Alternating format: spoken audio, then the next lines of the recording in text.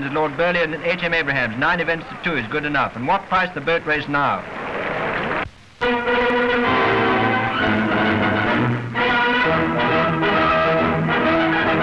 The world's greatest steeplechase this year is not only the Centenary Grand National, but also the Coronation Grand National. And Their Majesties the King and Queen have come to Aintree to witness the race.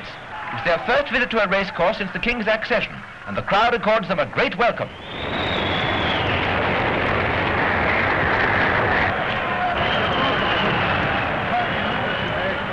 In the paddock, they meet famous jockeys and see the pick of the world's greatest jumpers. Prominent in the popular fancy are Royal Mail, an early favourite, Ego, displaced as favourite at the last minute, Don Bradman, a great stayer on any wicket, and Golden Mirror, a past winner and favourite again today. Then Their Majesties walk through the crowds towards the Royal Box.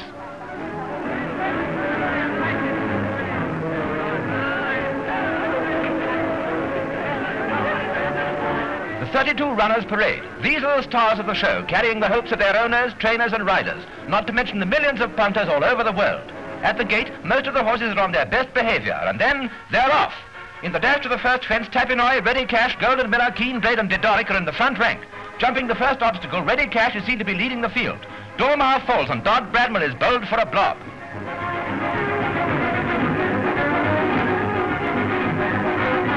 The Don is remounted. It is going to have a second innings.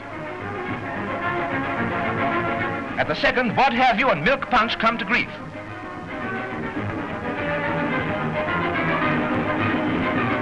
At the fifth fence, Buckthorn and Emancipator bow themselves out of the race.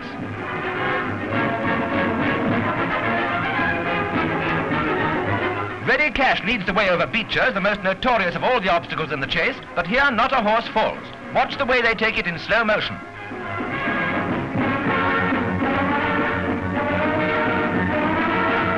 Backers of Ready Cash begin to count their winnings as the field follows him to the next jump. But it's too early even to think of picking the winner, and the field is further thinned out when Delanage loses his jockey at the next jump. At the canal turn the first time round, it's goodbye to 2 more, Spearnode and Tapinoy.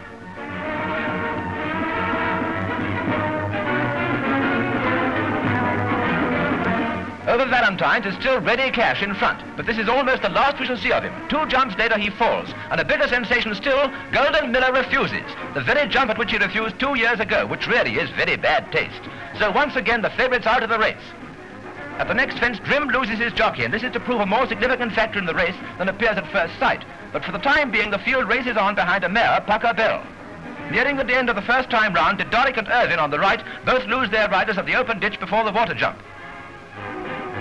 At the water jump itself, there are no accidents, despite the formidable nature of the 14-foot leap. Pucker Bell leads the field round the turn at the start of the second half of the race, but Evan Williams, deciding to get ahead of the riderless horse Drim, brings Royal Mail to the front at this stage. He successfully clears the intervening jumps to Beechers, still shadowed by the loose horse.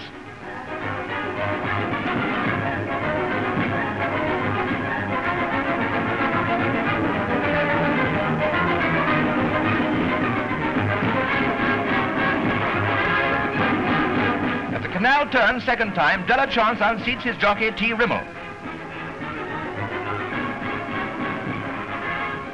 At the next jump, Valentine's, Drybird takes a purler.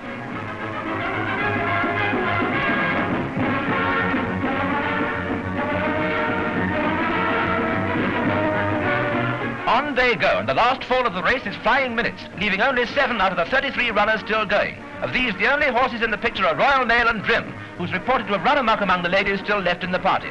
That is Pucker Bell and Coolin, who with Ego are still following close behind. A few yards further and it's clearly Royal Mail's race, unless Coolin can catch him. But this she can't do, even apart from any obstruction that may be caused by Drim, still running loose in front of her. And Royal Mail goes on to win 3 lengths in front of Coolin, with Pucker Bell third, having covered the 4 miles, 856 yards, and taken 30 jumps in 9 minutes, 59 1/5 seconds. A triumph for his rider, Evan Williams, and his trainer, Ivor Anthony. And a happy moment for his owner, Mr. Lloyd Thomas. So ends another national with a great victory by a grand horse.